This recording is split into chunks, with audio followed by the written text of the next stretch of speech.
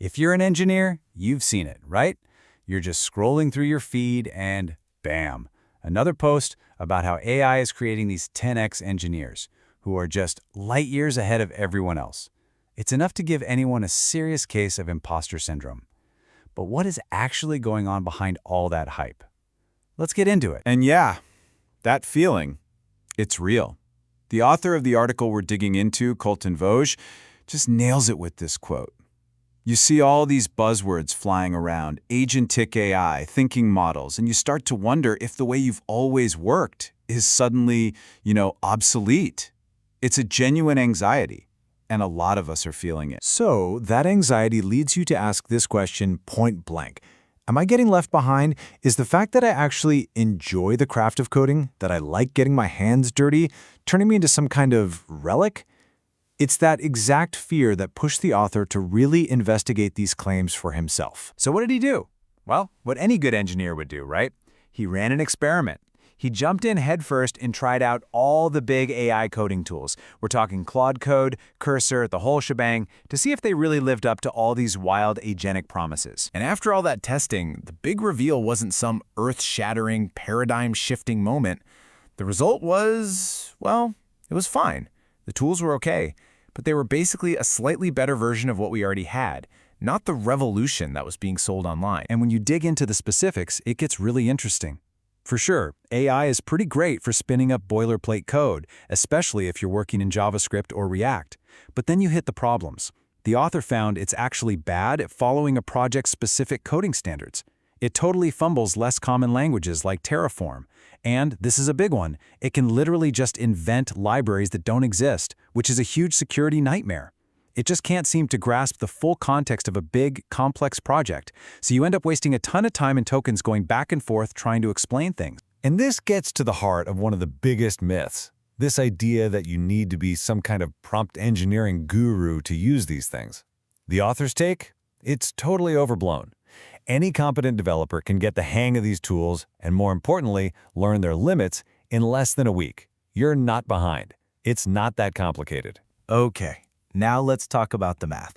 Because honestly, when you really look at the numbers, that whole 10x fantasy just completely falls apart. 10 times. I mean, we hear that number so much, it almost loses all meaning. But let's stop for a second and actually think about what that would mean for a real-world project. So let's say you have a standard 3-month project. To be 10x faster, you'd have to finish that entire project in 9 days. Think about that. All the meetings, the planning, the design docs, the QA, the deployment pipeline, all of it crammed into a week and a half. Does that sound even remotely realistic to you? And here's why that's just not possible. Because writing software isn't just about typing code into an editor. It's a deeply, fundamentally human process. It's all about communication, collaboration, and review. And those things, they haven't magically gotten 10 times faster. I mean, just take the classic code review loop. You finish your code, you tag a coworker. Then you wait. They have to stop what they're doing, switch contexts, read your code, and leave comments. Then you have to read them, respond, make changes, and you repeat that whole dance maybe 2 or 3 times. AI can't make your teammates suddenly available. It can't magically compress that essential back and forth. It's a human bottleneck. I gotta say, I love this quote from the article because it's just so simple and true. A huge chunk of any developer's day is just waiting. Waiting for code to compile, waiting for the test suite to run, waiting for a local server to refresh. Large language models do not speed any of that up. That wait time is a fixed cost of doing business. So, if the math is bogus and the real-world bottlenecks are still there, why is this 10x story everywhere? To figure that out, you have to ask a very simple question. Who actually benefits from making us all believe in this AI super engineer? Well, the article breaks it down into about 3 main groups pushing this narrative. First, you've got the good-natured folks.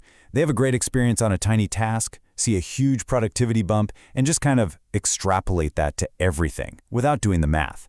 Second, you have the incentivized players, the startup founders, the VCs. Their financial success literally depends on you believing AI is a miracle cure. And third, and this one's a little darker, you have the malicious types. Bosses who use this hype to make their engineers feel insecure, disposable, and less likely to ask for more. At the end of the day, it all comes down to this simple economic truth. Incentives matter. When a founder whose company is built on an AI tool tells you it makes developers 10x more productive, they have a powerful reason to say that. It's a feedback loop built on hype and financial interest. Okay, so after tearing all that down, let's switch gears and talk about a much healthier, more realistic way forward. Because after you debunk the myth, you need to talk about what actually matters. And here's a spoiler. It is absolutely okay to care about things other than just raw speed. And this might be the most important takeaway of all. Real value, the kind that truly makes a 10x impact, isn't about coding faster. It's about having the wisdom and the foresight to prevent unnecessary work from ever happening. It's about talking a product manager out of a feature you know is a dead end. It's making a smart architectural choice that saves the whole team months of pain later.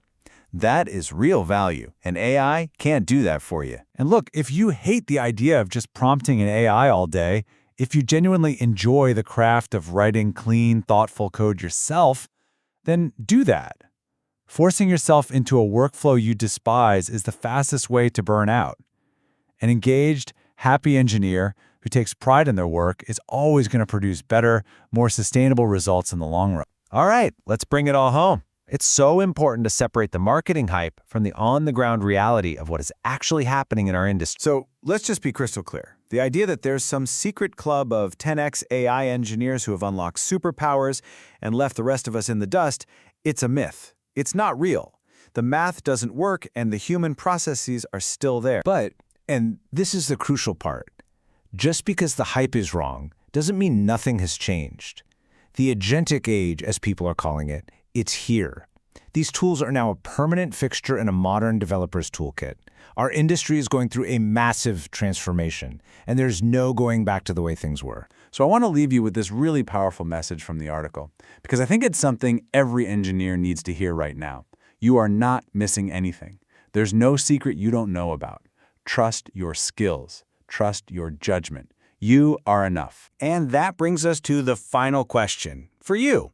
Forget all the 10x noise. In your day-to-day job, on your actual projects, how has this new wave of AI tools really changed the way you work?